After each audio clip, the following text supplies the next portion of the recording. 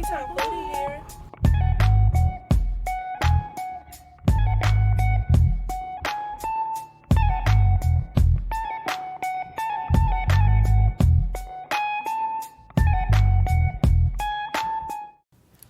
Hey, D-Time Foodie here. Welcome back to my channel. Today, as you can see, we're making beef back ribs. I got them from a local farmer's market, and I'm excited to try them. Had never made them before, always did beef spare ribs, so decided to give this a whirl. Right here, we're going to go ahead and put the beef back ribs in a stainless steel bowl so that we can rinse them thoroughly in some warm water, and then we're going to pat it dry with some paper towel.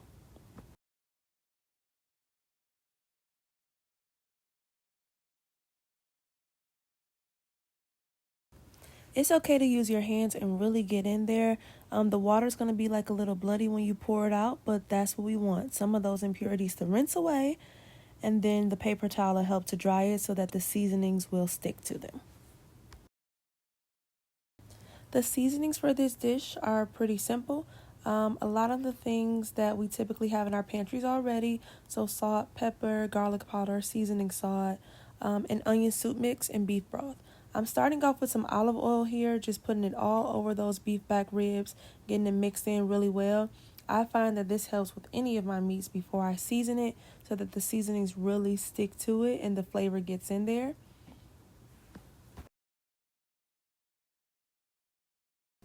I start with the black pepper first. I use mine in a grinder. You definitely can use the one that you just shake, but for some reason, this just tastes better to me. Could be all in my mind, but this is what I use on a daily. Next up is good old Lawry seasoning salt. This is about a tablespoon. I'm eyeballing it, but if you want to use a little measuring cup, that's perfect too.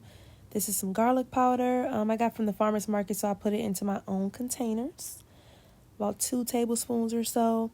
A little bit of just regular white salt, just a little bit to help the flavor come through, and then 1 entire packet of the onion soup mix. Now, I got this one from Aldi, but you can use the Kroger brand if Aldi's not your speed.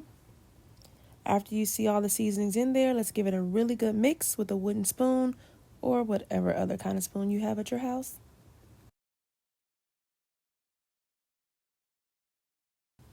I'm mixing it up until I see seasoning literally on every piece of meat that's in that bowl. I want to evenly distribute that flavor, so you don't have some pieces that are super salty and others that are just very bland, because nobody likes that.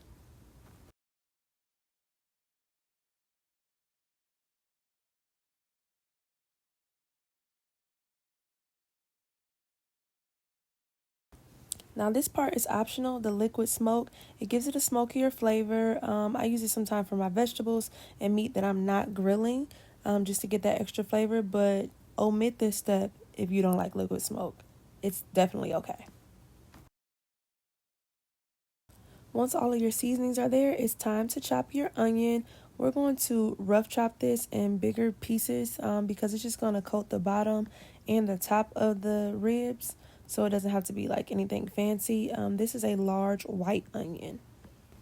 Definitely a side note, but I just got this new knife. I bought it off of Amazon. I'll try to link it in the description box, but it's super sharp, so I'm a little timid initially chopping things because I don't want to chop my finger off. Duh.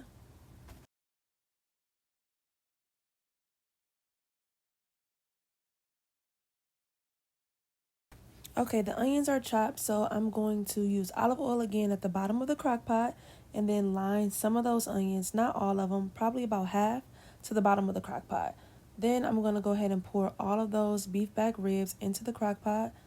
Try to get it as even of a layer as you can. And then we're going to use the remaining onions and put it on top of the beef ribs. Now here's some great value beef broth. It doesn't have to be anything fancy.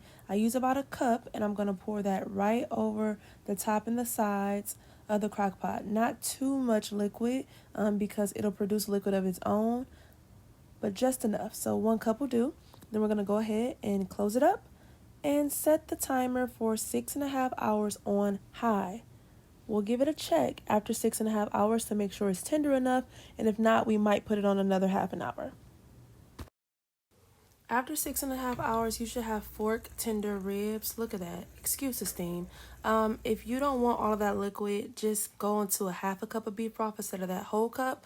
Or you can use the extra liquid to make a gravy if that's your thing. I didn't do it this time. I just used it to drizzle it over my potatoes that you see there. So I paired it with some sauteed spinach and some garlic red skin potatoes. And there are the beef ribs. It was delicious. Try it out. Let me know.